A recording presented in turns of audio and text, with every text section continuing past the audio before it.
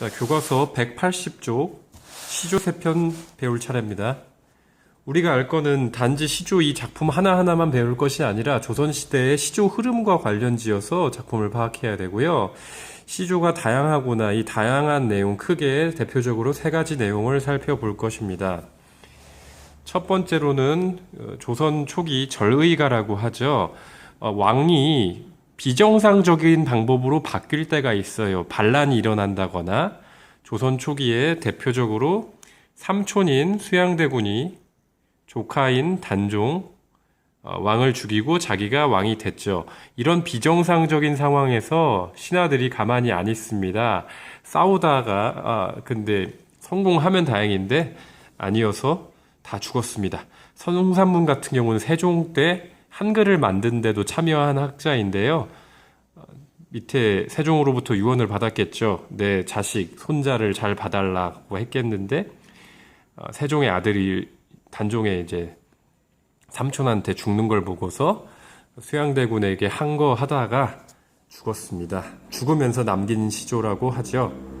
그래서 수양산 바라보며라고 하는데 이거는 백이숙제 고사가 있어요. 중국에. 그러니까 은나라가 주나라에 의해서 반란으로 멸망합니다. 이때 은나라의 백이와 숙제는 주나라 땅에서 나는 음식을 먹을 수 없다고 해서 풀만 뜯어 먹다가 죽었다고 합니다. 굉장히 충성스러운 사람인데 성삼문이 보기에는 이것도 별로 좋아 보이지 않는 겁니다. 왜 풀은 왜 먹었냐? 그냥 죽지. 그것도 누구 땅에서 난 거냐? 이런 얘기죠. 그래서 여기서 수양산 바라보면의 수양은 바로 항거의 대상인 수양산과도 중의적으로 동음이의어입니다. 이건 백이숙제가 굶어 죽었다는 산 이름도 수양산이거든요. 그래서 이제를 하나노라, 한스럽다. 이 시의 정서가 한이 되겠죠. 자, 굶주려 죽을진들 풀은 왜 뜯어먹었냐? 아무리 풀 사이의 거신들 그거 누구 땅에 났냐? 또 반란을 일으킨 주나라 땅에서 난 거니까 그것도 먹지 말고 죽었어야 된다. 그래서 나는 그냥 죽겠다 라고 해서 처형당해서 죽었습니다. 자, 이런 절의가로 대표적인 거 하나 더 살펴보죠. 성삼문하고 같이 죽은 친구가 있습니다. 박팽년이죠. 그래서 이런 시조를 보면요, 까마귀 눈비 맞아 흰엔 듯 겁놈아라. 이거 뭔 소리냐? 까마귀가 눈비를 맞았어요. 그러면 까마귀가 흰색이 된 것 같은데 그래도 어차피 까맣죠. 밤이 됐습니다. 밤이 어두운데 그래도 달은 밝게 떠 있죠. 그런 것처럼 자신의 일편단심, 여기서 임이라는 건 누구겠습니까? 예전에 정몽주 씨 같으면은 고려 왕조가 되겠지만, 고려 왕조였겠지만은 여기서는 단종이 되겠는데 이런 일편단심, 한 조각의 붉은 마음이야 고칠 줄 있겠습니까? 하는 것처럼 자기의 충성심은 변하지 않는다는 것입니다. 충성심, 이거 단지 이제 나라의 문제뿐만 아니라요, 집안에서도 아버지가 잘못했으면 타일러서 고쳐야지 왜 그걸 죽이냐, 이런 마음으로 생각하시면 돼요. 두 번째 작품은 한호의 집방석 내지 마라인데, 한호는 여러분들이 잘 아시는 한석봉입니다. 글씨 잘 쓰고 어머니가 떡을 썰고 옆에서 불 끄고 글씨를 썼다는 그 한석봉이고요. 내용 살펴보겠습니다. 자, 집방석 내지 마라. 방석은 여러분들이 마룻바닥에 앉을 때 푹신푹신하게 따뜻하게 까는 그 방석이죠. 그거 내지 마라. 낙엽엔들 못 앉겠냐. 그냥 낙엽에 앉겠다는 얘기입니다. 여러분들 등산 가서 바닥에 앉으려고 그러는데 여자친구가 내가 어떻게 방바닥에 앉아? 그럴 때 방석을 내주죠. 뭐라도 만들어서. 근데 한호는 그런 거 필요 없다는 겁니다. 자기가 앉을 거잖아요. 자, 솔불 켜지 마라. 소나무를 가지고 불을 피웁니다. 밤에 어둡고 추우니까요. 근데 그것도 하지 말랍니다. 왜냐? 어제 진 달이 돋아오니까.